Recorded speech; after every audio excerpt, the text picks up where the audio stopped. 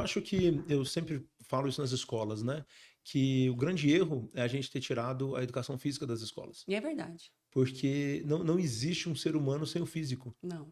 né? Então, assim, a gente tem uma educação intelectual que faz parte de um processo de aprender matemática para você fazer conta e fazer negócios. É verdade. Existe aí o português ou a língua inglesa para você saber se comunicar.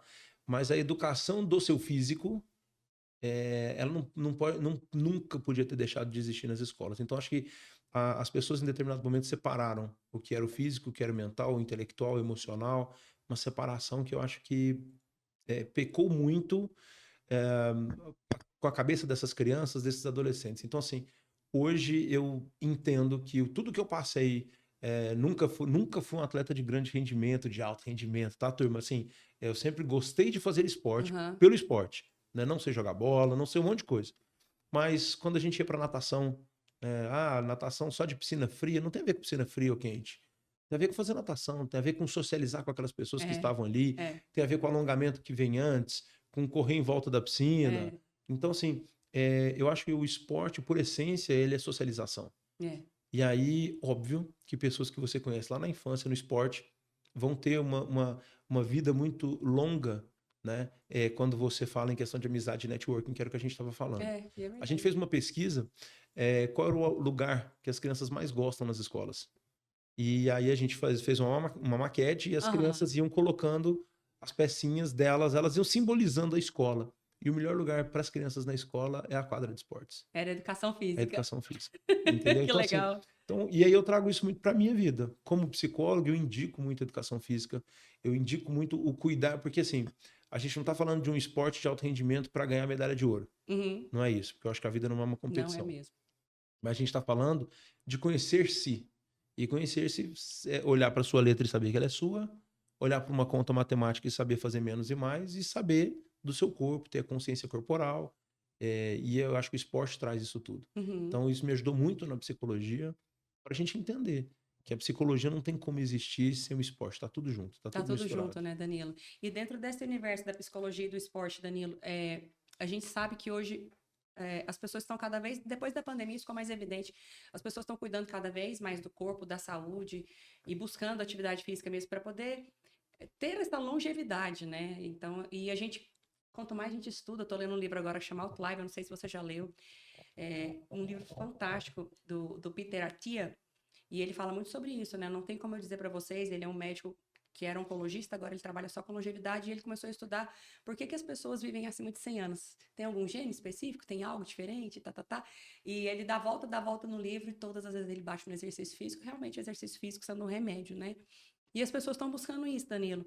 Mas é óbvio que você, como psicólogo e eu, como fisioterapeuta, eu entendo que na hora que eu estou praticando um esporte, eu estou liberando dopamina, ocitocina, serotonina, endorfina, tudo aquilo, né? Exato. Que me traz um conforto, um alívio, uma alegria, um bem-estar, um hedonismo, vamos dizer assim, né? Uhum.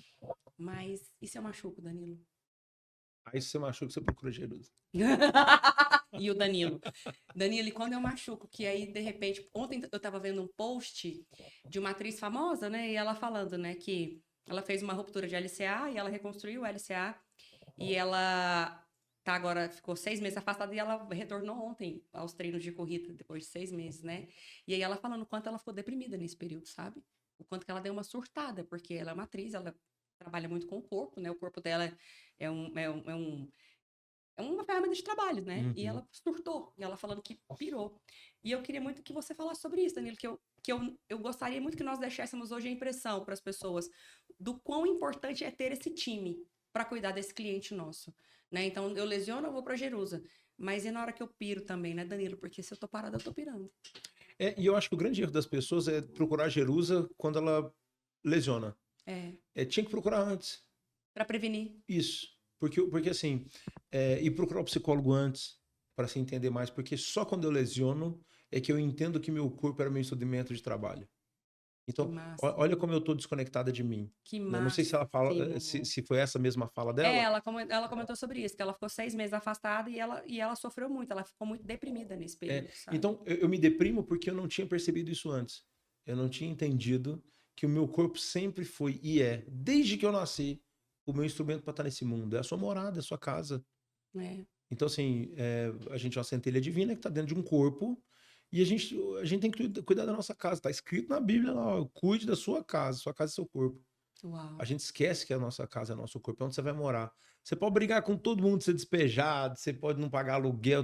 Você mora aí dentro e não paga aluguel. É Entendeu? O que você tem verdade. que pagar é uma flexão, um exercício físico todos os dias. Então a gente esquece disso, a gente deixa o nosso corpo de lado.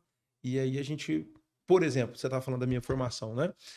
Quando eu era jovem, o massa aqui na nossa cidade era ter um carro com som na porta Aham, e fazer um barulhão, e não sei o que, aham, não sei o que. E aham, aí um dia um cara me perguntou, Danilo, você tem grana para ter isso, por que que você não tem? aham. E aí eu falei para ele, porque eu vou usar o ouvido o resto da vida.